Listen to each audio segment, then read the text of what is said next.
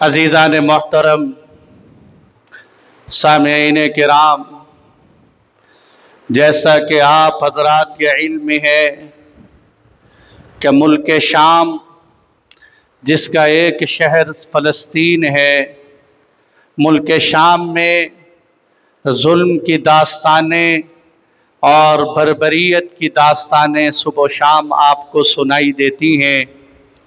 میں اس پر تبصرہ کرنے سے پہلے کچھ حقائق آپ حضرات کے سامنے لانا چاہوں گا۔ میرے دوستو، سب سے پہلی بنیادی بات یہ یاد رکھیں اور اپنی اس تاریخی غلطی کو صاف کریں۔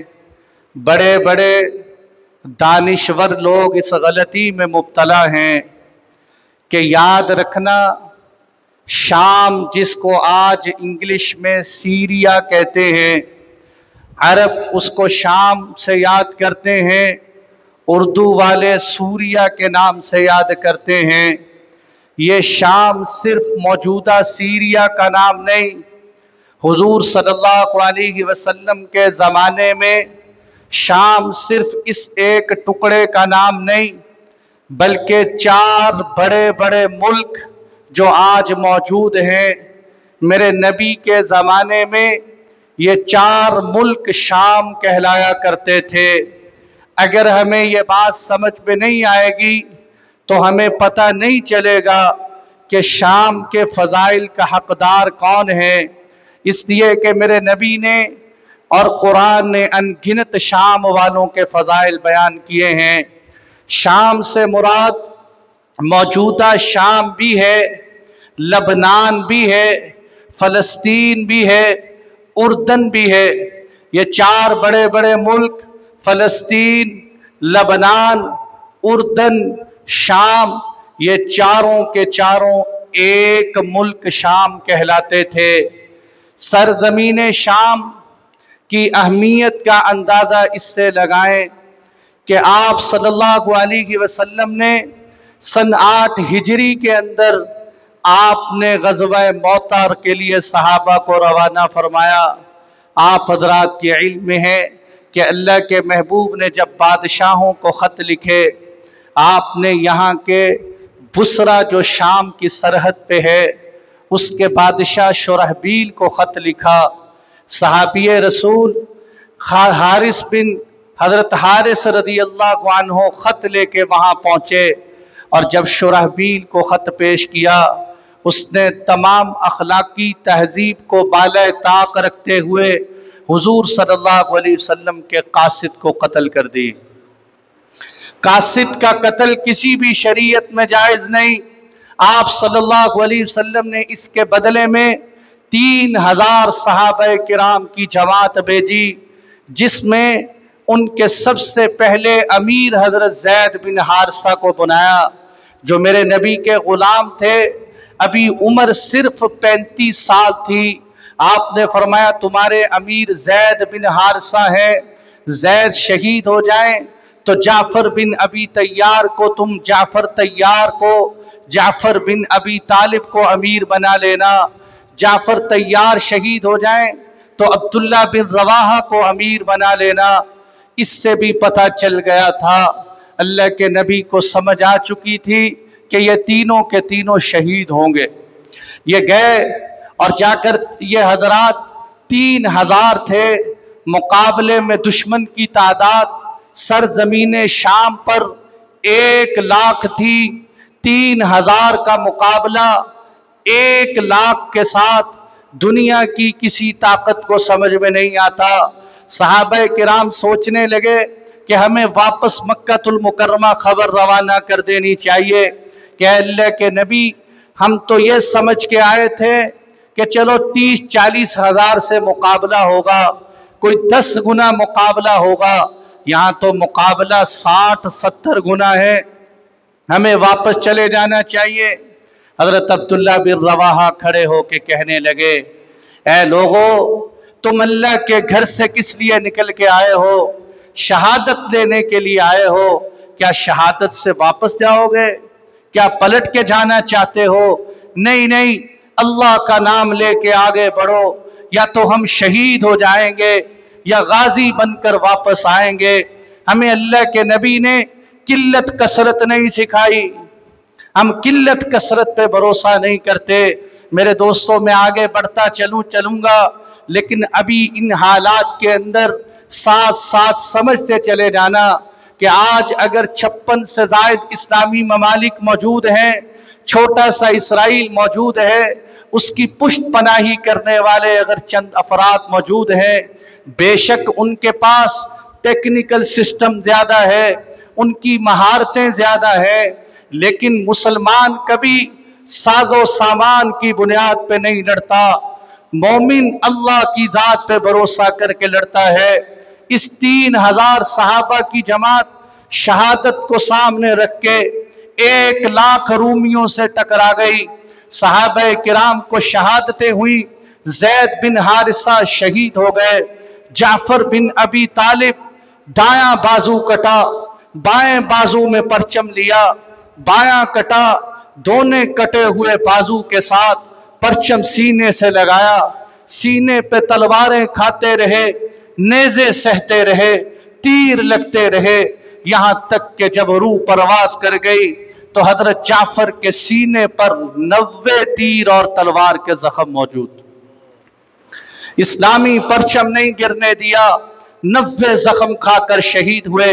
عبداللہ بن رواحہ گھوڑے سے چھلانگ ماری، ہاتھ میں کھجور تھی، کھجور پھینک کے کہنے لگے، اور عبداللہ بن رواحہ دنیا جنت میں جا رہی ہے اور تو دنیا کی کھجوریں کھا رہے۔ کھجور ایک طرف پھینکی، آگے بڑھ کے معرکے میں لڑتے رہے، عبداللہ بن رواحہ شہید ہوئے، مسلمان لڑتے رہے۔ ادھر سے اللہ کے محبوب صلی اللہ علیہ وسلم کو اللہ مدینہ منورہ میں دکھا رہے ہیں۔ اللہ کے محبوب کہنے فرمایا آپ نے کہ لو زید بھی شہید ہو چکا، جعفر بھی شہید ہو چکا، عبداللہ بن رواحہ بھی شہید ہو چکا، ابھی اللہ کی تلوار میدان میں آ چکی ہے۔ ابھی ایک ایسے شخص نے اسلام کا پرچم تھام رکھا ہے جو اللہ کی تلوار ہے، اور اللہ کی تلوار کو کبھی شکست نہیں ہوتی۔ یہ وہ پہلا معرکہ تھا جس میں حضرت خالد بن ولید آگے بڑھے اور مسلمانوں کی قیادت سنبھالی۔ اس سے پہلے حضرت خالد بن ولید مسلمانوں کی طرف سے قائد بن کے نہیں لڑے، آگے بڑھے، 9 تلواریں توڑ دی حضرت خالد بن ولید نے۔ غزوہ موتا کے میدان میں 3000 صحابہ لڑ رہے ہیں۔ میرے دوستو، اگر آج حماس تھوڑی ہے، وہ تعداد میں کم ہے، بے شک وہ پتھر اٹھا کے ٹینک کا مقابلہ کر رہے ہیں، ہمیں گھبرانے کی ضرورت نہیں کہ تمہارے آباء و اجداد کی تاریخ بھی ایسی تھی، انہوں نے اپنی زندگی کی آخری سانسوں تک مقابلے کرتے رہے۔ حضرت خالد بن ولید 9 تلواریں توڑ کر سارا دن لڑتے رہے، شکست کھا کر نہیں پلٹے، دائیں بائیں نہیں ہوئے، لیکن سمجھداری کا مظاہرہ کیا، دائیں طرف والوں کو بائیں کیا، بائیں والوں کو دائیں میں لے آئے، آگے والوں کو پیچھے لائے، پیچھے والوں کو آگے لے آئے۔ وہ دشمن یہ سمجھنے لگے کہ یہ تازہ دم سپاہی لگتا ہے، پیچھے سے نئے آ رہے ہیں، اور مسلمانوں کا روب بیٹھنے لگا۔ رات کا وقت جب ہوا، کیا اللہ تعالیٰ نے آپ کو بصیرت دی تھی؟ رات کے وقت آپ نے سپاہیوں کو بہت دور تک بھیجا کہ تم صبح سویرے دور سے آتے ہوئے قافلوں کی طرح واپس آنا، شکست کھا کر نہیں پلٹیں گے۔ رات کو کچھ صحابہ نے خیموں میں ٹھہرے، صبح کے وقت جب میدان سجا، آمنے سامنے ہوئے تو دور سے کچھ قافلے آتے ہوئے نظر آئے، جو دراصل انہی 3000 صحابہ کا حصہ تھا۔ دشمن سمجھا مدینے سے صحابہ کو کمک پہنچ چکی ہے، وہ بھاگ کر میدان چھوڑ کر چلے گئے۔ حضرت خالد بن ولید 3000 کا لشکر، اس میں صحابہ کی شہادت کے بعد واپس لے کے مدینہ منورہ پلٹے۔ میرے نبی نے فتح کی خوشخبریاں سنائی۔ یہ سب سے پہلا معرکہ سن 8 ہجری میں میرے نبی کے دور میں ہوا۔ اللہ کے نبی نے مکہ فتح کیا۔ سن 9 ہجری میں میرے نبی پھر غزوہ تبوک کے لیے گئے۔ غزوہ تبوک میں اللہ کے محبوب نے فرمایا سارا مدینہ خالی کر دو۔ مدینہ منورہ میں مردوں کی تعداد بہت تھوڑی رہ گئی تھی، وہ جو 3 صحابہ پیچھے رہ گئے تھے وہ واقعہ بھی غزوہ تبوک ہے۔ یہ غزوہ تبوک کہاں ہوا؟ یہ سرزمین شام میں ہوا، شام میں۔ یہ سمجھنے کی ضرورت ہے کہ آج لوگ سمجھتے ہیں کہ فلسطین کی لڑائی ایک خطے کی لڑائی ہے، فلسطین کی لڑائی ایک ملک لینے کی لڑائی ہے۔ میرے دوستو، اس کی اہمیت کی طرح متوجہ کر رہا ہوں۔ غزوہ موتا میں صحابہ شہید ہو رہے ہیں۔ اگلے سال فتح مکہ کے بعد میرے نبی بنفس نفیس غزوہ تبوک میں خود تشریف لے گئے، تبوک میں جا کے پڑاؤ کیا۔ اللہ نے بغیر لڑائی کے صحابہ کو فتح عطا فرمائی۔ پھر آپ کی زندگی کا آخری وقت ہے، آپ دنیا سے تشریف لے جانے والے ہیں۔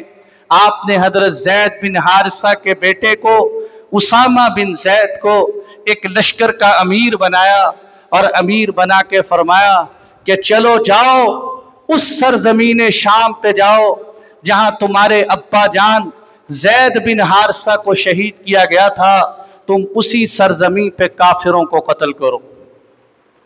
یہ سوچنے کی بات ہے، 35 سال کی عمر میں اللہ کے محبوب نے زید بن حارثہ کو امیر بنایا۔ صرف 20 سال کے قریب عمر تھی حضرت اسامہ بن زید کی جب آپ نے بڑے بڑے صحابہ پر امیر اسامہ بن زید کو بنا دیا۔ صحابہ کو اعتراض بھی ہوا کہ حضور صلی اللہ علیہ وسلم کے سامنے اے اللہ کے نبی، یہ چھوٹی عمر کے صحابی بڑے بڑے صحابہ پر امیر بنا دیے گئے۔ آپ نے فرمایا اس سے پہلے جب ان کے ابا کو امیر بنایا تمہیں اس وقت بھی اعتراض تھا، آج ان کے بیٹے کو امیر بنایا، آج اس پر بھی اعتراض ہے۔ غور سے سنو، میں اسامہ سے بھی محبت کرتا ہوں، میں اسامہ کے والد زید سے بھی محبت کرتا ہوں۔ آپ نے اسامہ بن زید رضی اللہ عنہ کو روانہ کیا۔ یہاں علماء نے ایک نکتہ لکھا ہے کہ حضور نے حضرت اسامہ کو امیر اس لیے بنایا تاکہ دنیا کو پتہ چلے کہ امت مسلمہ کبھی اپنے شہداء کے خون کو بھولا نہیں کرتی، کبھی اپنے شہداء کے خون کو بھولا نہیں کرتی۔ آج اپنے ابا کی شہادت کے خون کو سامنے رکھ کر اسامہ بن زید جا رہے ہیں۔ حضور صلی اللہ علیہ وسلم کا اسی حالت میں آپ دنیا سے تشریف لے گئے کہ حضرت اسامہ بن زید کا لشکر ابھی مقام جرف پہ ٹھہرا ہوا تھا۔ سیدنا صدیق اکبر امیر بنائے گئے۔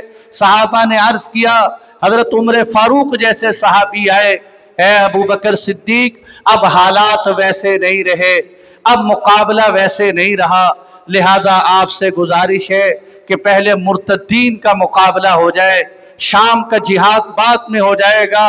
سیدنا صدیق اکبر رضی اللہ عنہ نے فرمایا نہیں، شام کا جہاد پہلے ہوگا، اللہ کے نبی کا بھیجا ہوا لشکر اسامہ روانہ کیا جائے گا، چاہے مدینے میں کوئی مرد نہ رہے، مدینے کی گلیوں میں کتے گھسیٹتے پھریں، میں پھر بھی اسامہ کا لشکر روانہ کر کے رہوں۔ حضرت اسامہ کا لشکر گیا، اور اللہ نے اس کی برکت سے کیا کیا، جہاں جہاں سے قافلے گزرتے گئے مرتدین ان کی ہیبت اور رعب کو دیکھ کے اسلام میں داخل ہوتے چلے گئے۔ اللہ نے شام والوں کو شکست دے دی۔ آپ صلی اللہ علیہ وسلم کے بعد یہ زمانہ سیدنا صدیق اکبر کا تھا، پھر آپ نے مستقل ملک شام کی طرف جہاد کا رخ کیا۔ سن 13 ہجری میں سیدنا عمر ابن خطاب رضی اللہ عنہ نے پورا ملک شام فتح کر لیا تھا، اور اللہ کے نبی یہ بشارت دے کے گئے تھے کہ میرے جانے کے بعد 6 نشانیاں پوری ہو جائیں تو سمجھ لینا قیامت آ چکی ہے۔ ان 6 نشانیوں میں سے ایک نشانی آپ نے یہ بتلائی تھی کہ میرے جانے کے بعد اللہ مسجد اقصی کو فتح کریں گے۔ سیدنا عمر ابن خطاب رضی اللہ عنہ نے میرے نبی کے دنیا سے تشریف لے جانے کے بعد صرف 5-6 سال کے اندر ہی مسجد اقصی کو فتح کر لیا تھا۔ میرے دوستو، اگر صرف نمازیں پڑھنے سے کام بنتا، صرف وظیفے کرنے سے کام بنتا، صرف ہاتھ اٹھانے سے کام بنتا، صرف اسمبلی کے فلور پہ کھڑے ہو کے بیانیے مسترد کرنے سے کام بنتا تو صحابہ میدانوں میں نہ جاتے، میرے نبی خود لڑنے کے لیے نہ جاتے، عبداللہ بن رواحہ اپنی جان کا نذرانہ نہ دیتے، خالد بن الولید 3000 کے ساتھ اس معرکے میں نہ لڑتے۔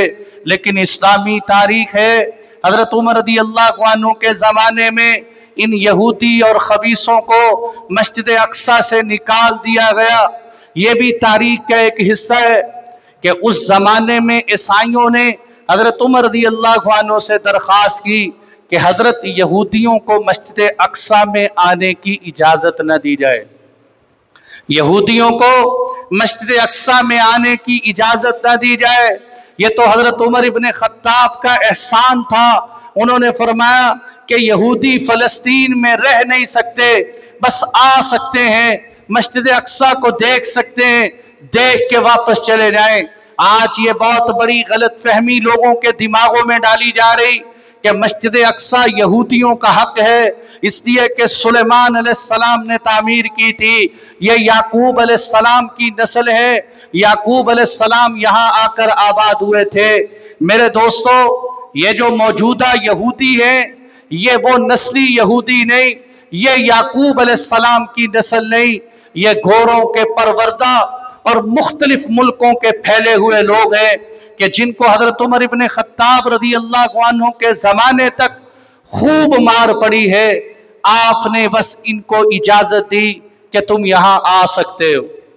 اس لیے یہودی آج بھی اپنی تاریخ کے اس حصے کو بڑے سنہرے انداز سے یاد کرتے ہیں کہ حضرت عمر ابن خطاب پہلی شخصیت ہیں جنہوں نے ہمیں کچھ نہ کچھ سکون کا سانس لینے کا موقع دیا۔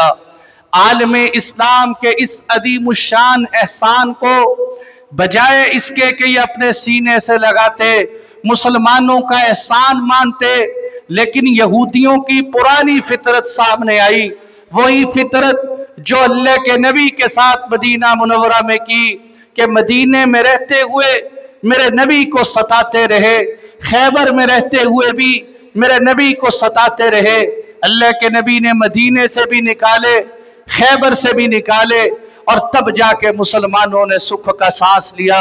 میرے دوستو، چلتے چلاتے مسجد اقصی مسلمانوں کے پاس تھی، سے ایک وقت آیا عیسائی اور صلیبی مسجد اقصی پہ قابض ہوئے۔ اللہ نے پھر سلطان صلاح الدین ایوبی کو کھڑا کیا۔ سلطان صلاح الدین ایوبی کے والد اور آپ کے پیر و مرشد عماد الدین زنگی یہ خواہشیں لے کر دنیا سے چلے گئے کہ کاش میں وہ وقت دیکھوں کہ جب میں عصر کی نماز مسجد اقصی میں پڑھوں۔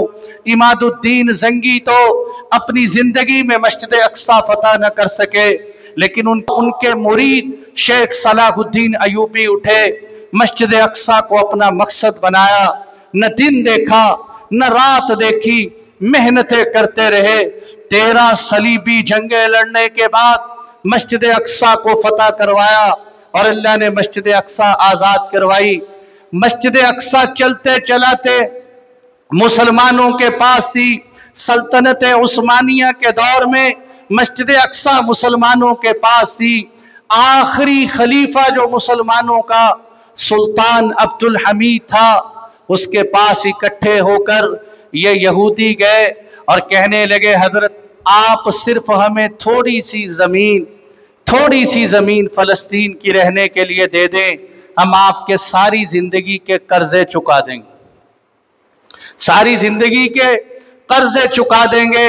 میرے دوستو، حالانکہ ترکی کا وہ وقت تھا کہ جب ترکی اپنی آخری سانسوں پہ تھا، خلافت انتہا درجے کی کمزور ہو چکی تھی، لیکن مسلمانوں کے سینوں میں ایمان موجود تھا۔ سلطان عبد الحمید نے زمین سے ایک تنکا اٹھا کر کہا تھا کہ تم تو فلسطین کی زمین مانگتے ہو، یاد رکھو میں اس ایک تنکے کے برابر بھی تمہیں تنکا دینے کے لیے تیار نہیں ہوں۔ اور کیا نتیجہ نکلا؟ جب اتات ترک جیسا بدماش سلطنت عثمانیہ میں آیا جو بظاہر مسلمان تھا، میں نے پچھلے جمعے بھی کہا تھا عالم اسلام کو سب سے زیادہ نقصان اندر کے منافقین نے پہنچایا ہے، آستینوں کے سانپ نے پہنچایا ہے۔ اتا ترک جب آیا، اس بے ایمان آدمی نے جو بظاہر مسلمان تھا حقیقت میں فری میسن تھا، اس اتا ترک نے، یہاں بیچ میں ایک بات کہتا چلوں، نام نہیں لیتا لوگ ناراض ہو جاتے ہیں، پاکستان میں بھی ایک متکبر انسان تھا جو یہ کہا کرتا تھا اتا ترک میرا آئیڈیل ہے، میں پاکستان میں اتا ترک کا نظام نافذ کرنا چاہتا ہوں۔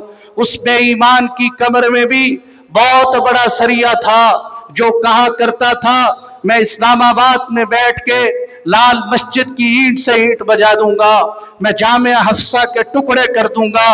آج دنیا نے اس کو دیکھا کہ جب اس کے دنیا سے جانے کا وقت آیا، کوئی ملک اس کو لینے کے لیے تیار نہیں تھا، کوئی اس کی لاش کو اٹھانے کے لیے تیار نہیں تھا۔ اسی طرح اس اتا ترک نے سلطنت عثمانیہ کے اندر آخری خلیفہ جو آیا، اس نے آ کے یورپ کے اندر، اس نے ترکی کے اندر ایسی بے حیائی کی فضا پھیلانی شروع کی اور ان سے گٹھ جوڑ شروع کیا۔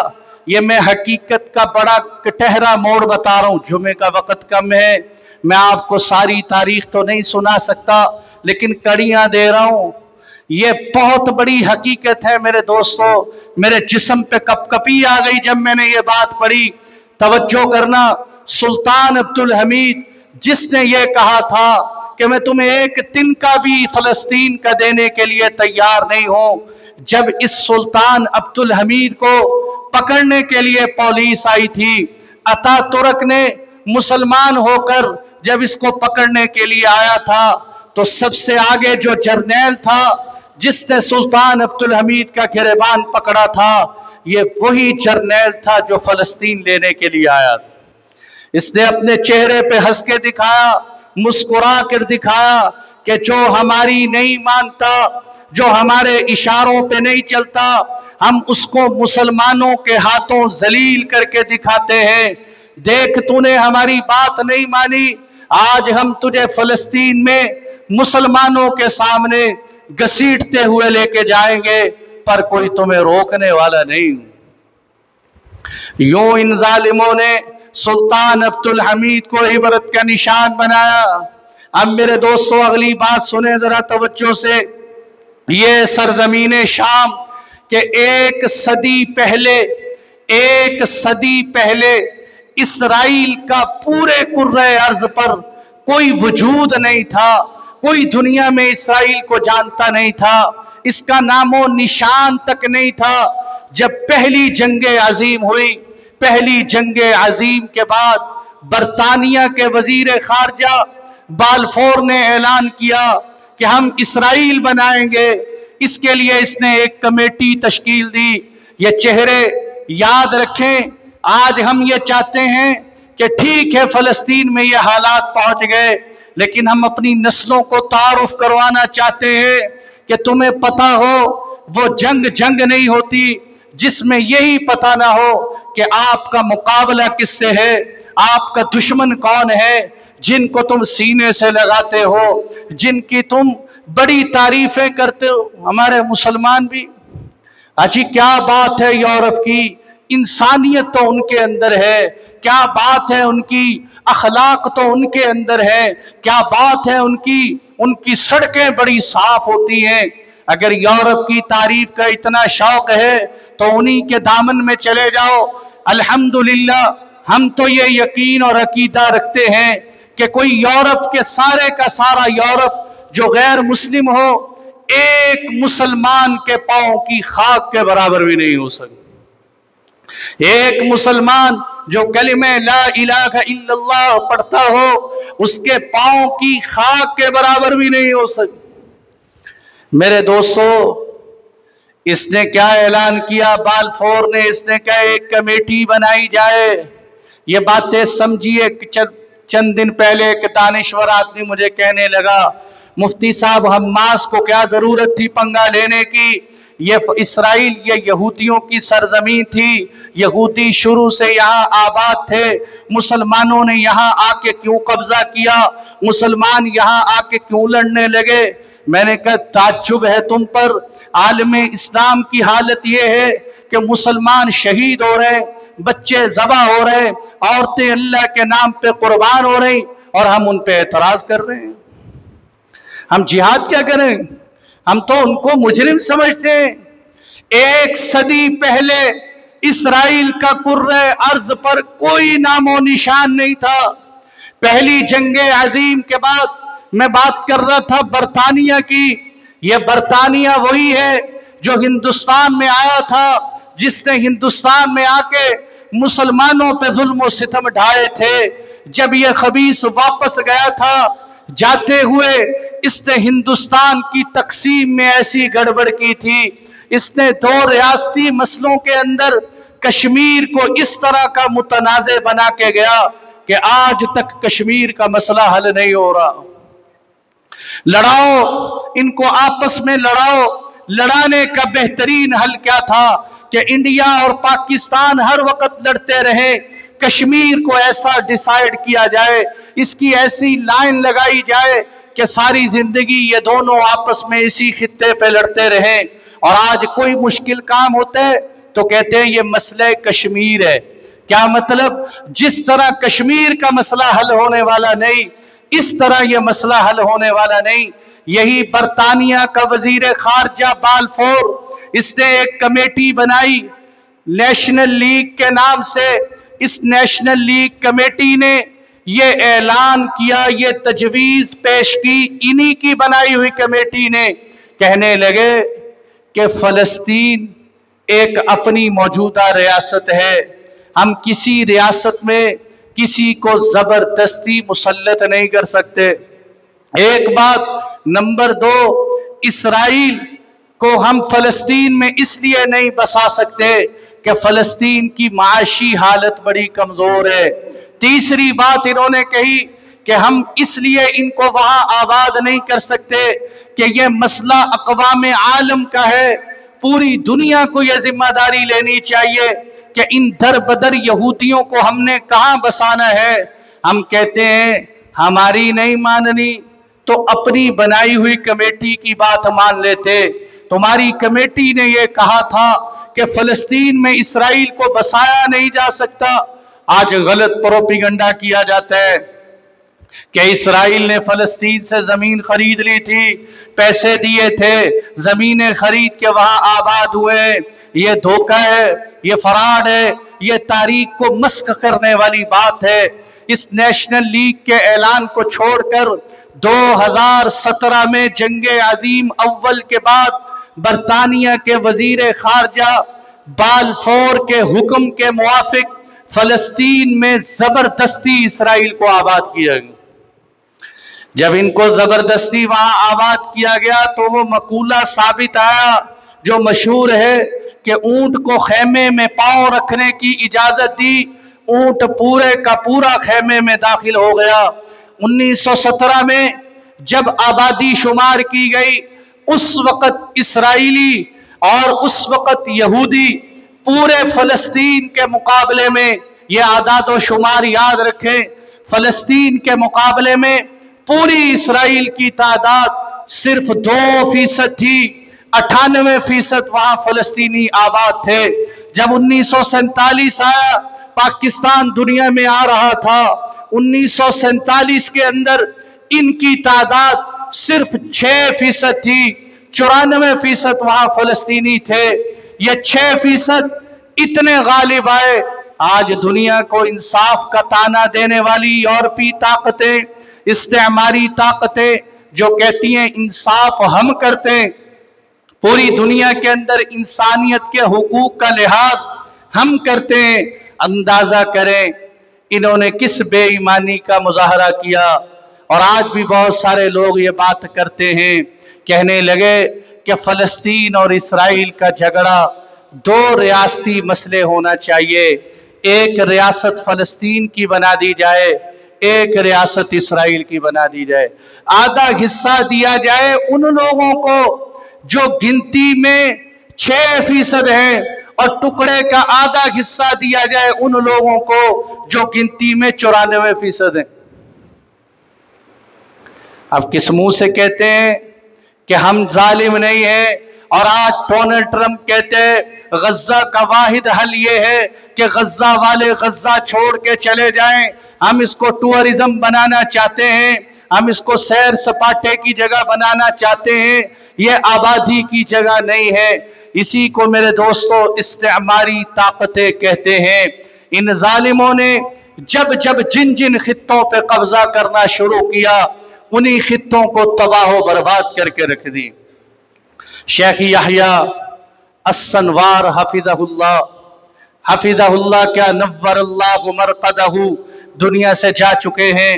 شیخ یحییٰ السنوار قائد حماس تھے، حماس تحریک کے سربراہ تھے۔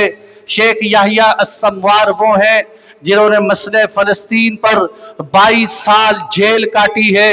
شیخ یحییٰ السنوار اپنی کتاب لکھی، جیل کی سلاخوں میں بیٹھ کے انہوں نے ایک کتاب لکھی، پاکستان میں آ چکی ہے، اس کا ترجمہ ہو چکا ہے، پھول اور کانٹے کے نام سے چھپی ہے، اصل میں عربی میں ہے، الشوک والقرنفل عربی کی کتاب ہے۔ شیخ یحییٰ السنوار نے جو فلسطین کی داستان اپنی بیتی سنائی ہے، خدا کی قسم زبان میں وہ طاقت نہیں کہ اس کو بیان کر سکے۔ میں صبح پڑھتا رہا، روتا رہا، مجھ سے بار بار ضبط نہ ہو سکا۔ ان ظالموں نے، ان خبیثوں نے، ابھی تو سوشل میڈیا پہ ظلم و ستم ہمیں نظر آ رہے، یہ ظلم آج کا نہیں ہو رہا، یہ 1917 سے لے کر آج تک ظلم سہتے ہوئے فلسطینی آ رہے ہیں، اور فلسطینی ظلم برداشت کرتے ہوئے آ رہے ہیں۔ شیخ یحییٰ السنوار نے 14-15 فصلیں باندھی، اپنے بچپن سے لے کر جوانی تک اور اپنے شہید ہونے تک ساری داستان اس کتاب میں لکھی ہے۔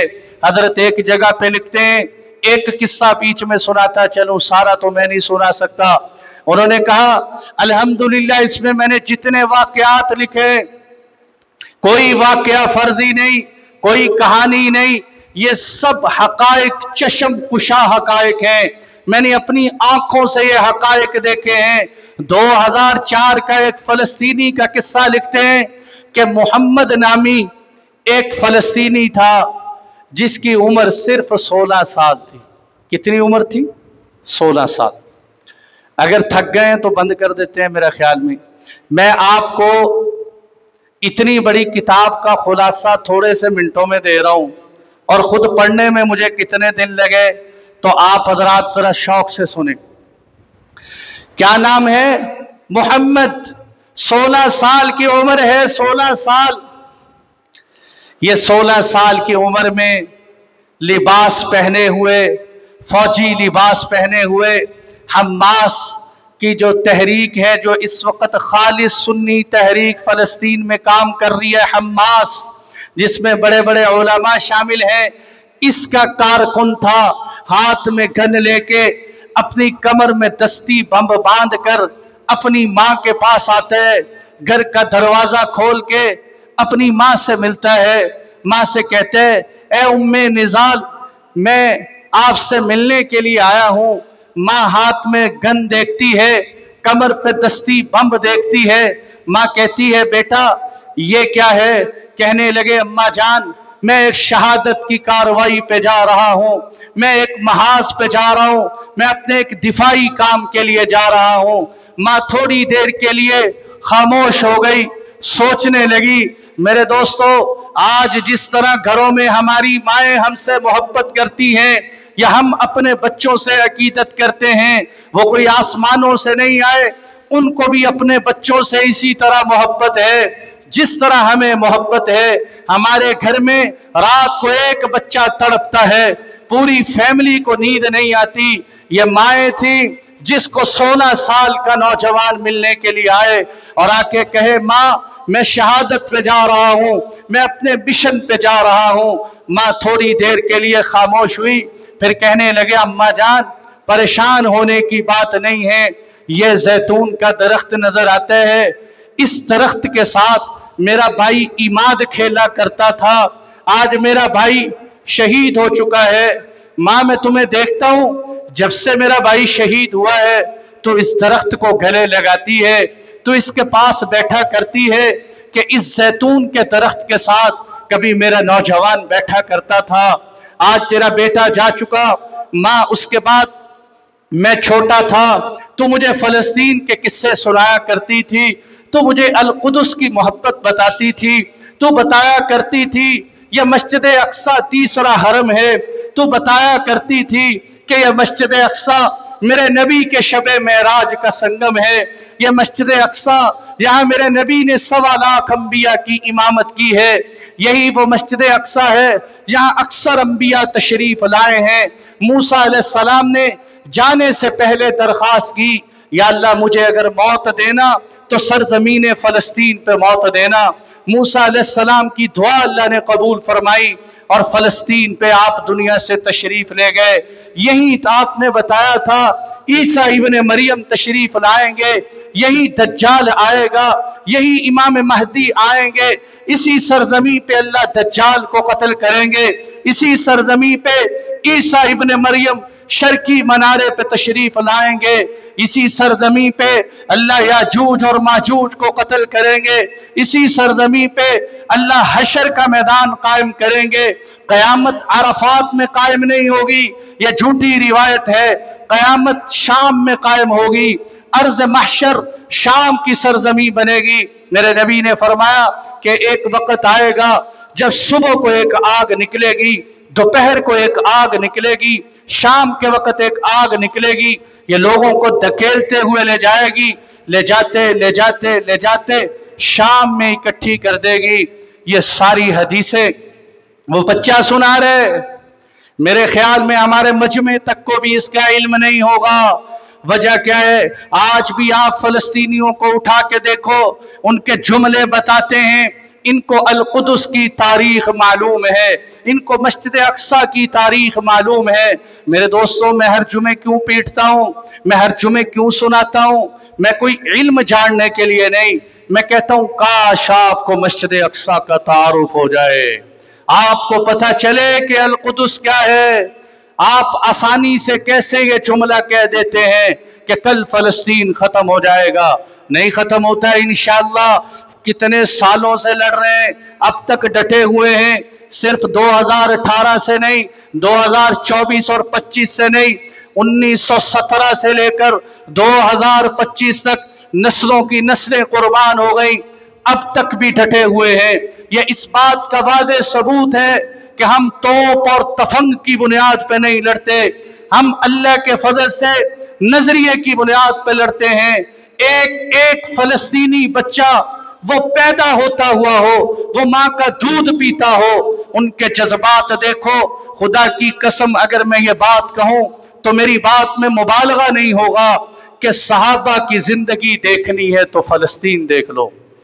14ویں صدی میں صحابہ کے نقشے دیکھنے ہو، میرے نبی پہ فدا کس طرح ہوئے، ایک کربلا دیکھنی ہے تو آؤ فلسطین کا میدان دیکھو، تمہیں کربلائیں نظر آئیں گی۔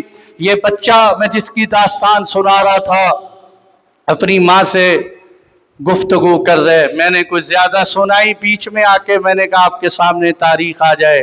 اس بچے نے کہا ماں تمہیں وہ وقت یاد ہے تو ہمیں القدس کی محبت سکھایا کرتی تھی، تو مسجد اقصی کی محبت سکھاتی تھی۔ اور کہنے لگا ماں سچی بات بتاؤں، آج میں سویا ہوا تھا، مجھے خواب میں اللہ کے نبی کا دیدار ہوا ہے، آپ نے فرمایا محمد اٹھ شہادت کی طرف چل، مرحبا مرحبا تیرا آنا مبارک ہو۔ اے اللہ کی اماں جان، میں نے تلوار ہاتھ میں لے رکھی ہے، میں آگے بڑھتا ہوں، میں دشمنوں کو بھیڑ بکریوں کی طرح قتل کرتا چلا جا رہا ہوں۔ میں نے خواب دیکھا ہے، اس نوجوان کے سر پہ ماں نے سفید ٹوپی پہنائی جس پہ لکھا ہوا تھا لا الہ الا اللہ محمد الرسول اللہ، سینے سے لگایا، ماں نے پیشانی کا بوسہ دیا، چہرہ چوم کے کہنے لگی بیٹا میدان میں جانا، جھجکنا نہیں، پلٹنا نہیں، آگے بڑھ کے وار کرنا، اللہ کے دین کی خاطر کبھی دشمن کے سامنے جھکنا نہیں، کبھی رحم نہ کھانا۔ بیٹا کوئی بات نہیں، جنت میں انشاءاللہ ملاقات ہوگی، اللہ کے رسول کے ہاں پیش ہوں گے، میں وہاں ملوں گی۔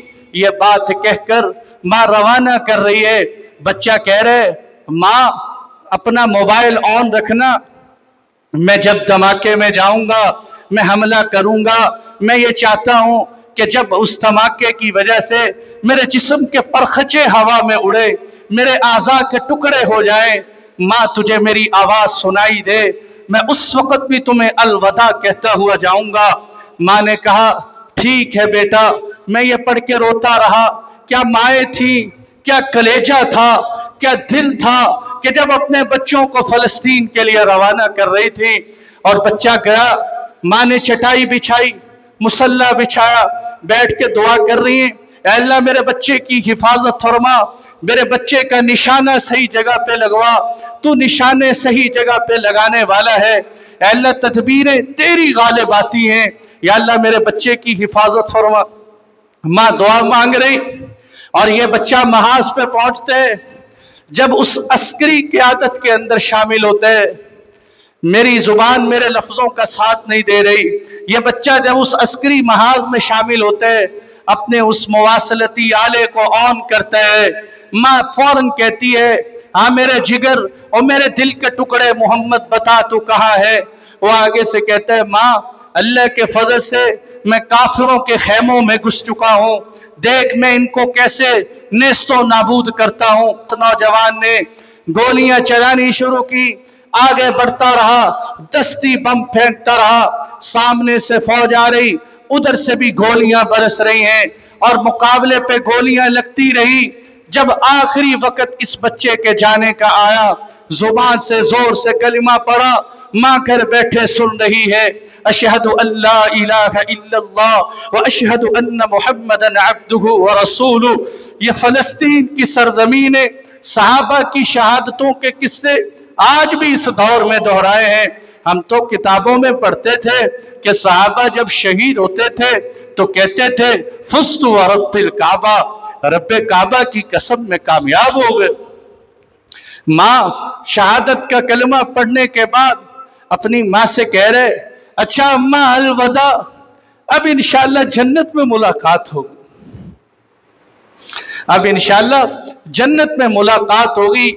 माँ ये बात सुनकर कह रही है बेटा तेरा जाना मुबारक हो। मुसल्ले से उठती है और जोर से रोती हुई कहती है अल्लाह के फजल से अल्हम्दुलिल्लाह मुझे अल्लाह ने यह सआदत दी है कि मैं एक और शहीद की माँ बन चुकी हूँ, मैं एक और शहीद की माँ बन चुकी।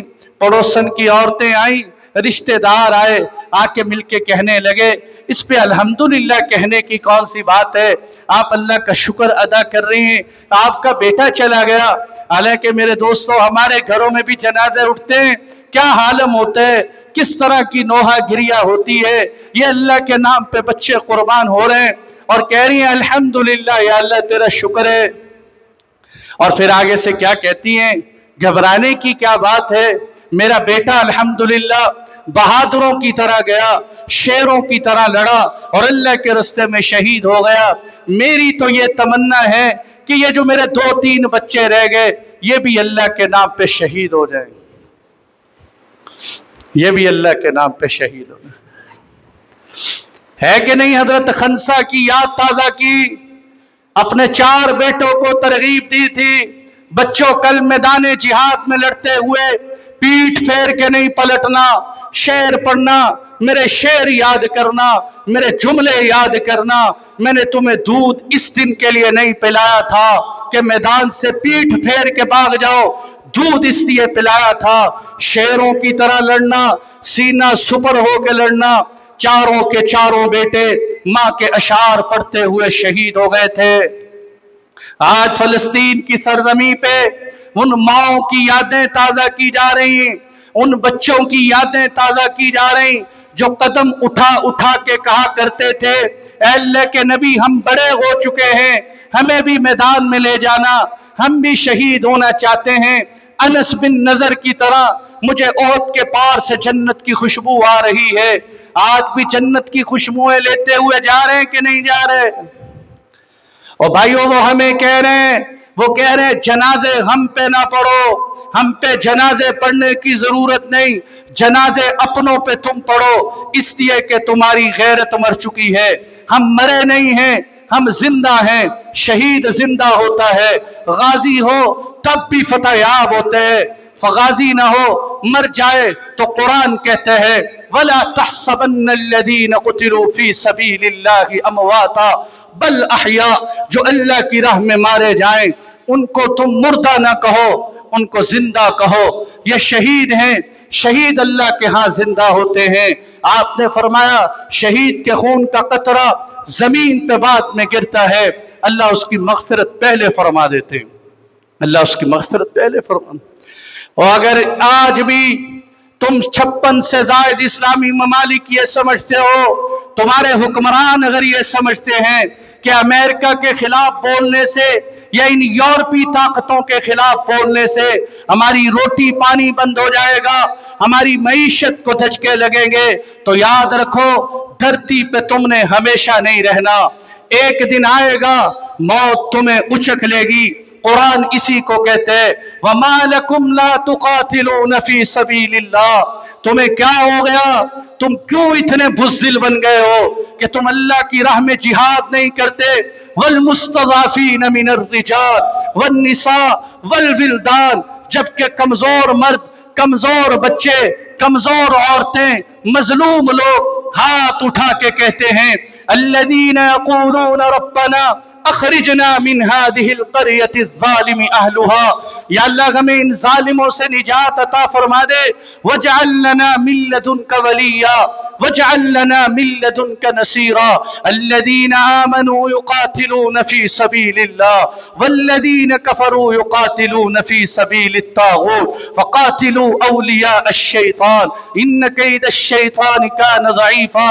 آگے آئیے قرآن کیا کہتے ہیں ألم تر إلى الذين قيل لهم كفوا أيديكم وأقيموا الصلاة وآتوا الزكاة فلما كتب عليهم القتال، جب تم پہ جہاد فرض کر دیا جائے إذا فريق منهم يخشون الناس كخشية الله أو أشد خشية، تم ان کافروں سے، تم ان منافقوں سے، تم ان بے ایمانوں سے ایسے ڈرتے ہو جیسے مجھ سے ڈرنے کا حق ہے، تم اللہ سے بھی زیادہ ان سے ڈرتے ہو۔ اور آگے قرآن کیا کہتے ہیں لولا اخرتنا الى اجل قریب قل متاع الدنیا قلیل والآخرۃ خیر لمن اتقى۔ خدا کی قسم ایسے لگتا ہے جیسے یہ آیتیں آج فجر کی نماز میں نازل ہوئی ہیں، 56 اسلامی ممالک کو دکھانے کے لیے نازل ہوئی ہیں، یہ دنیا کا چند ٹکے کا سامان ہے، یہ تمہیں مل جائے گا، تمہیں امریکہ سے بھیک مل جائے گی، تمہیں ایک قسط مل جائے گی قرضے کی، تم سمجھتے ہو کافی ہو جائے گا، متاع الدنیا قلیل، یہ دنیا کا چند ٹکے کا سامان ہے، والآخرۃ خیر لمن اتقى، جو مر جاتے ہیں ان کو آخرت ملتی ہے، آخرت بہتر ہے۔ اینما تکونوا، وہ بات آ گئی جو میں نے کہی اینما تکونوا یدرککم الموت ولو کنتم فی بروج مشیدہ۔ قرآن کہتا ہے بزدلو، تم جہاں کہیں بھی جہاد سے بھاگ جاؤ، تم اگرچہ مضبوط قلعوں میں گھس جاؤ، موت تمہیں وہاں بھی آ کے پکڑ لے گی۔ موت کا تعلق صرف میدان جہاد سے نہیں، اگر میدانوں میں جانے سے موت آتی تو خالد بن ولید بستر پہ فوت نہ ہوتے، خالد بن الولید میدان جہاد میں شہید ہو جاتے، سارا جسم زخموں سے چور ہو گیا، لیکن جب جانے کا وقت آیا موت بستر پہ آئی ہے یہ بتانے کے لیے کہ موت میدان جہاد میں نہیں۔ آپ صلی اللہ علیہ وسلم نے فرمایا تھا میری امت اس وقت تک خیر پہ رہے گی جب تک جہاد کرتی رہے گی۔ گھوڑے کی پیشانی میں اللہ نے خیر چھپا رکھی ہے۔ آپ نے فرمایا میری امت ہمیشہ حق پہ رہے گی، ایک میری امت کا طبقہ ایسا ہوگا جو کبھی غلط نہیں ہوں گے، دنیا ان کی مخالفت کرے گی پر کسی کی مخالفت ان کا کچھ بگاڑ نہیں سکے گی۔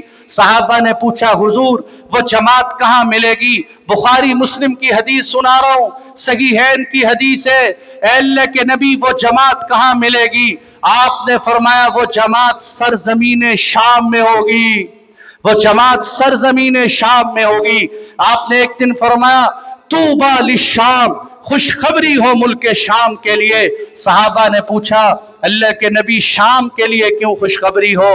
آپ نے فرمایا اس لیے کہ فرشتوں نے شام پہ اپنے پر پھیلا رکھے، اپنے پر پھیلا رکھے۔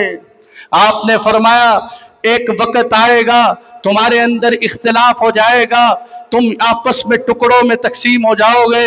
صحابہ نے پوچھا اللہ کے نبی جب امت ٹکڑوں میں تقسیم ہو جائے گی ہم کہاں جائیں؟ آپ نے فرمایا تم ملک شام چلے جانا۔ ایک حدیث میں آپ نے فرمایا ایک وقت آئے گا فتنے ہی فتنے ہوں گے، اس وقت خیر شام میں ہوگی۔ صحیحین کی حدیث ہے، بخاری میں ہے، آپ نے فرمایا اللہم بارک لنا فی شامنا وفی یمننا، اے اللہ ہمارے شام میں برکت دے، ہمارے یمن میں برکت دے۔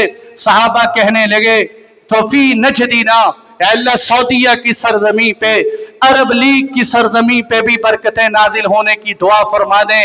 آپ نے فرمایا نہیں، اللہم بارک لنا فی شامنا وفی یمننا، یا اللہ یمن میں برکتیں دے، شام میں برکتیں دے، وفی نجدنا یا رسول اللہ، اے اللہ کے نبی نجد کے لیے بھی دعا کر دیں۔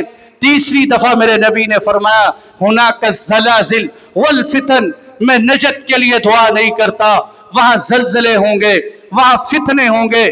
آج دنیا دیکھ رہی ہے، میں بغیر اشارے کے کہتا چلوں، اے عرب لیگ والو اٹھو، تم عرب ہو، تم کم از کم امت مسلمہ ہونے کی بنیاد پہ نہیں اٹھتے، تم عرب ہونے کی بنیاد پہ اٹھ جاؤ، تم لسانیت کی بنیاد پہ اٹھ جاؤ، تم ہمارے سروں کے تاج ہو۔ اللہ کے نبی عربوں میں آئے ہیں، ہمیں تو عربوں پہ بولتے ہوئے شرم آتی ہے، ہم عجمی ہیں، ہم تو سکھوں کی نسلوں سے آئے ہوئے لوگ ہیں، تم تو عرب ہو، عرب ہو، تم اللہ کے نبی کے گھرانے سے ہو، اعلیٰ ہو، اشرف ہو۔ اٹھو، خدا کی قسم اللہ نے تمہارے بڑوں کو عزت دی تھی، میدان جہاد کی وجہ سے، احد کی وجہ سے، خندق کی وجہ سے، حنین کی وجہ سے، تبوک کی وجہ سے۔ آج بھی اگر تم عزت چاہتے ہو تو میدانوں میں آؤ، یہاں صرف باتیں کرنے سے کام نہیں چلے گا۔ مٹ گیا ہے فلسطین، لٹ گیا ہے فلسطین، ماؤں بہنوں کی عزتیں تار تار ہو گئیں۔ اگر آج بھی مسلمانوں کے اندر غیرت نہیں آئے گی تو نہ جانے کب غیرت آئے گی۔ حجاج بن یوسف جیسا ظالم آدمی یہاں بیٹھے ہوئے دمشق کے اندر پتہ چلا کہ سندھ کی سرزمین پہ ایک عورت کو کسی نے بازیاب کر دیا ہے، اور وہ عورت چیخ چیخ کے کہہ رہی ہے مجھے راجہ دہر کے قبضے سے چھڑاؤ۔ اور میرے دوستو حجاج بن یوسف سمندر پار بیٹھا ہوا تھا، دمشق کی سرزمین پہ بیٹھا ہوا تھا، ایک عورت کو چھڑانے کے لیے بے تاب ہو گیا تھا اور قسم کھا لی تھی کہ جب تک میں اس عورت کو چھڑاؤں گا نہیں میں چین کی نیند نہیں سوؤں گا۔ محمد بن قاسم کو بھیجا تھا، تمہارے اسی پاکستان میں آیا تھا، ایک عورت کو چھڑانے کے لیے، ایک عورت کی چیخ سنی تھی محمد بن قاسم نے، اور ایک عورت کو سندھ کی سرزمین سے چھڑا کے لے گیا تھا۔ آج ماؤں کی چیخیں نہیں سن رہی، آج ماؤں کی للکاریں نہیں سن رہی، کیا جواب دیں گے قیامت کے دن اللہ کے نبی کو؟ ایک عورت ہاتھ اٹھا کے کہہ رہی بوڑھی اماں، میرے سے زیادہ تم سوشل میڈیا دیکھتے ہو، نہیں دیکھتے تو دیکھو اللہ کے واسطے، ہم کیسی امت ہے، خدا کی قسم افسوس ہے اپنے اوپر۔ میرے نوجوان کو تو ابھی تک سپرائٹ کے مسئلے سمجھائے جا رہے، میرے نوجوان کو ابھی تک پیپسی پہ دلائل دینے پڑتے ہیں، میرے نوجوان کو اسرائیل کی پروٹیکٹ پہ دلائل دینے پڑتے ہیں۔ اور خدا کے بندو بات کہاں تک چلی گئی، بات کہاں پہنچ چکی ہے؟ ایک ماں ہاتھ اٹھا کے کہتی ہے بوڑھی اماں، اے اللہ کے نبی میں آپ سے دعا کرتی ہوں قیامت کے دن اس امت کی سفارش نہ کرنا، انہوں نے تیری امت کو تڑپتے ہوئے دیکھا، انہوں نے تیری امت کا خون بہتے ہوئے دیکھا، انہوں نے تیری امت کے معصوم بچوں کی گردنیں اڑتی ہوئی دیکھی، انہوں نے ہواؤں میں اڑتے ہوئے لوتھڑے دیکھے، پر ان کا ایمان ٹس سے مس نہیں ہوا، یہ ہلے نہیں، یہ مذمتیں کرتے رہے، یہ آپس کی سیٹوں کی کرسیوں کی لڑائیاں لڑتے رہے، ان کو ہماری چیخیں نہیں سنائی دی، ان کی ہماری آہ و بکا نہیں سنائی دی۔ اے اللہ کے نبی ان کی سفارش نہ کرنا۔ ایک معصوم بچہ کہہ رہے قیامت کے دن، وہ جاتے ہوئے کہہ رہے قیامت کے دن اللہ کے نبی کو تمہاری شکایت لگاؤں، मासूम बच्चे कह रहे मेरे और आपकी सिफारिश का आखिरी जरिया, आखिरी तवक्को सिर्फ जनाब मोहम्मद मुस्तफ़ा सल्लल्लाहु अलैहि वसल्लम है। शिकायतें वहां तक जा चुकी हैं। अगर तुम्हारा अकीदा हो, हमारा तो अल्हम्दुलिल्लाह अकीदा है कि हर पीर को, हर जुमेरात को हदीस के मुवाफिक मेरे नबी पे उम्मत के अमाल पेश किए जाते हैं। ये उम्मत के अमाल हैं, मेरे नबी की कब्र अतहर पे पेश किए जाते होंगे कि फ़लस्तीन तड़प रहा है, फ़लस्तीन जल रहा है, फ़लस्तीन भुन रहा है, और उम्मत है कि उम्मत टस से मस्तक नहीं हुई। कितनों ने अभी तक मैच देखने नहीं छोड़े, कितनों ने अभी तक KFC खाना नहीं छोड़ा, कितनों ने अभी तक उनके मशरूबात नहीं छोड़े। ताने देते हैं जिहाद के मौलवियों को, ताने देते हैं दूसरों को। मेरे दोस्तों, जिहाद सिर्फ उलमा पे वाजिब नहीं, जिहाद आलमे इस्लाम पे वाजिब है, जिहाद तरतीब से वाजिब है। इंशाअल्लाह सुम्मा इंशाअल्लाह अगर मैं इस मिंबर पे बैठ के बोलता हूँ, बहुत सारों के दिल में ये बात होगी कि मुफ्ती साहब आपको इतना सख्त बयान नहीं करना चाहिए। मैं भी समझता हूँ मेरी ये तरतीब नहीं है, लेकिन मेरे पास मिंबर है, मैं चीख सकता हूँ, मैं पुकार सकता हूँ, मैं इंशाअल्लाह चीखूंगा जब तक चीखूंगा, ताकि क़यामत के दिन अल्लाह के नबी के सामने शायद मेरा ये चीख नहीं काम आ जाए, मेरा चिल्लाना काम आ जाए, मेरा तड़पना काम आ जाए। ओ भाइयों, अल्लाह के वास्ते इस दर्द को समझो। वक्त का ख़त्म होता जा रहा है, क्या टाइम रह गया। अल्लाह के वास्ते फिक्र करो। देखो तस्वीरें, देखो सोशल मीडिया की, कितना खूबसूरत गज़ा था, कितनी बेहतरीन नबियों की सरजमी थी। मलबे के ढेर बना दिए, मलबे पड़े हुए हैं, सड़कों पे बैठे हुए गंदा पानी साफ करके फलस्तीनी पानी पी रहे हैं। साथ बैठा हुआ उर्दन खबीस है, जॉर्डन उर्दन बिल्कुल साथ बैठा हुआ है, याशी की जिंदगी गुजार रहे। लबनान बैठा हुआ है, कोई टेंशन नहीं। सऊदी अरब जैसा मरकज़े इस्लामी मुल्क पाकिस्तान पूरी दुनिया का ट्रंप जैसे खबीस से मुआहदात करने के लिए तैयार है। अगर आज भी सच्चे दिल से तमाम इस्लामी ममालिक, OIC और तमाम इस्लामी ममालिक इत्तेहाद कर लें कि हमने इंशाअल्लाह आज के बाद पूरी दुनिया कुफर से बाइकाट करना है, हमने इनकी कोई चीज अपने घर में दाखिल नहीं होने देनी, अपने मुल्क में दाखिल नहीं होने देनी। अरब ये तय कर ले आज के बाद हमने इनका तेल बंद कर देना है। तो मैं देखता हूं कितने दिन ये अमेरिका, जिसको अल्लाह ने कल अफगानिस्तान की सरजमी पे जलीलो खार किया था, नाको चने चबवाए थे, जलील होके वापस गया था। इंशाअल्लाह वो वक्त दूर नहीं, वो वक्त दूर नहीं। अल्लाह के फजल से आज इस मिंबर मुस्तफ़ा पे बैठ के अल्लाह की जात पे तवक्कुल करते हुए कहता हूँ, मायूस नहीं होना, घबराना नहीं है। वो वक्त दूर नहीं इंशाअल्लाह जब सरजमीन हम्मास से, सरजमीन फलस्तीन और गज़ा से ये पैगाम आएगा कि आज अल्लाह के फजल से इसराइल को शिकस्त हो गई है, अमेरिका जलीलो खार हो गया है, डोनाल्ड ट्रंप को अल्लाह ने फिर वैसे ही वापस पलट दिया है। इंशाअल्लाह ये पैगाम, ये वक्त दूर नहीं है, क्योंकि कुरान का फैसला है, कुल जा अल हक व ज़हक़ल बातिल इन्नल बातिल कान ज़हूक़ा। हक आएगा, बातिल मिटेगा, अल्लाह का वादा है। अल्लाह अपने दीन को चमकाएगा। ये नूर बुझाना चाहते हैं, तेरा रब चमकाना चाहता है, तेरे रब का वादा है, मेरे नबी का दीन गालिब आएगा। वल्लाहु मुतिम्मु नूरिही वलौ करिहल काफिरून। अगरचे सारी दुनिया का कुफर इसको मिटाने का फैसला करे, अल्लाह कहते हैं मैं फिर भी चमकाऊंगा, मैं फिर भी मुकम्मल करूंगा। इंशाअल्लाह होगा। लेकिन मेरे भाइयों, आपसे गुजारिश है, आखिरी बात गुजारिश है कि अल्लाह के वास्ता देके कहता हूं, आखिरी गुजारिश है, इतनी मान लो मेरा 1.5 घंटे पीटना काम आ जाएगा, वो कम से कम हाथ उठा के दुआ तो मांग लो। हर नमाज के बाद दुआ मांगो, हर जगह दुआ मांगो, अपनी खुशियां भूल जाओ, अपना हंसना भूल जाओ, रातों को उठ उठ के रो। या अल्लाह से तय कर लो, या अल्लाह मैं अपने बच्चों को हंसता हुआ कैसे देखूं, मैं अपने बच्चों की खुशियां कैसे देखूं, फलस्तीनी मुझसे रोते हुए देखे नहीं जाते। दुआएं मांगो भाइयों। दूसरे नंबर पे तय कर जाओ, आज इसी मस्जिद के अंदर तय करके जाओ کہ آج کے بعد میرے حلق کے اندر سے اسرائیلی پروٹیکٹ نہیں جائے گی، میری آنکھیں ان خبیثوں کی اشیاء کو نہیں دیکھے گی۔ تیسرے نمبر پر اللہ نے آپ کو جہاں جہاں حق دیا ہے، سوشل میڈیا دیا ہے، استعمال کرو، لگاؤ فلسطین کی پوسٹیں، فلسطین کے حق میں دعائیں۔ چوتھے نمبر پہ اللہ نے آپ کو حق دیا ہے تو احتجاج کرو، ریلیاں نکالو، میدان میں آؤ، سڑکوں پہ آؤ، جتنا اللہ نے حق دیے۔ ہمارے فیصل آباد میں تاجروں نے ہڑتال کی ہے، ہمارے اس بنگلے میں بھی ایک ہڑتال ہونی چاہیے، یہاں بھی لوگ میدان میں آئیں، کم از کم ریکارڈ کرواؤ، پوری دنیا کے سامنے جائے کہ الحمدللہ جتنا ہمارے بس میں تھا ہم میدان میں آئے ہیں، یا اللہ اتنا ہم کر سکے، باقی آپ کی طرف سے، تاکہ قیامت کے دن اللہ کے سامنے رسوا نہ ہو سکے۔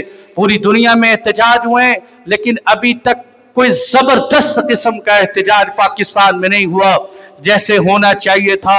اور آواز اٹھاؤ، اللہ ملکوں پاکستان کو، خاص طور پہ پوری امت مسلمہ کو کوئی غیرت مند لیڈر نصیب کر دے، کوئی غیرت مند جرنیل نصیب کر دے جو امت کی خاطر اٹھے، جو آج بھی جہاد کے نام پہ کھڑا ہو۔ اور بھائیو شاہین تمہارے پاس، پھر آخری بات سے آگے جا رہا ہوں، مجھے معاف کر دینا، میں بہت جذباتی ہو جاتا ہوں، ہر دفعہ نیت کر کے آتا ہوں کہ 2 بجے کے ٹائم پہ جمعہ پڑھانے، مجھے معاف کرنا میرے دوستو۔ شاہین تمہارے پاس ہے، غوری تمہارے پاس ہے، ابدال تمہارے پاس ہے۔ فلسطینی آج بھی اگر کسی کو پکارتے ہیں تو صرف فلسطین پاکستان کو پکارتے ہیں۔ جس دن پاکستان ایٹمی طاقت بنا تھا سب سے زیادہ خوشی فلسطین نے منائی تھی، سب سے زیادہ روڈوں پہ فلسطین آئے تھے۔ آج ہمارے امت مسلمہ کے پاس ایٹم بم آ گیا، ٹیکنالوجی آ گئی ہے، انشاءاللہ آج کے بعد ہمیں کوئی میلی آنکھ سے نہیں دیکھ سکے گا۔ اور بھائیو ایٹم بھی ہمارے پاس ہے، سب کچھ ہمارے پاس ہے۔ جنہوں نے خوشیاں منائی تھی آج آنسو رو رہے، تڑپ رہے، لوتھڑے اڑ گئے بیچاروں کے۔ اپنے حکمرانوں کو مجبور کرو کہ اللہ کے واسطے اس ایٹم کو چلا دو، یہ شاہین چلا دو، یہ غوری لے آؤ، یہ ابدال لے آؤ۔ آج عزت کمانے کا وقت ہے، اس کے بعد ذلتیں ہی ذلتیں ہیں۔ ڈر ہے اللہ سے، کہیں اللہ کا عذاب نہ آ جائے، کہیں آسمانوں کا نظام بکھر نہ جائے، کہیں سمندر کی موجیں اپنی حدود سے باہر نہ آ جائے، کہیں اللہ زمین کو جھٹکے نہ دے دے، کہیں ہواؤں کا بفرتا ہوا نظام نہ آ جائے۔ اس لیے کہ موقع ہیں، جب یہ موقع ضائع ہو جاتے ہیں پھر اللہ کی طرف سے بڑی خطرناک پکڑ آتی ہے۔ ہم اللہ سے معافی مانگتے ہیں، یا اللہ ہمیں معاف فرما دے۔ ابھی جمعے کی نماز کے بعد اتنا احتجاج تو تم کر سکتے ہو نا کہ ابھی سنتیں پڑھنے کے بعد، ابھی فرض پڑھنے کے بعد کوئی بھائی اٹھ کے نہ جائے، سب مل کے ہم اجتماعی دعا کریں گے، کوئی نہ جائے، سب بیٹھے رہے، اپنے وقت چھوڑ دو، گھڑیاں چھوڑ دو، جمعے کے ٹائم چھوڑ دو، اب اللہ کی طرف متوجہ ہو جاؤ۔ فرض نماز کے بعد پوری درد دل کے ساتھ انشاءاللہ اجتماعی طور پہ دعا مانگیں گے، ہو سکتا ہے اللہ ہماری دعاؤں کو رنگ لے آئے۔ وآخر دعوانا الحمدللہ۔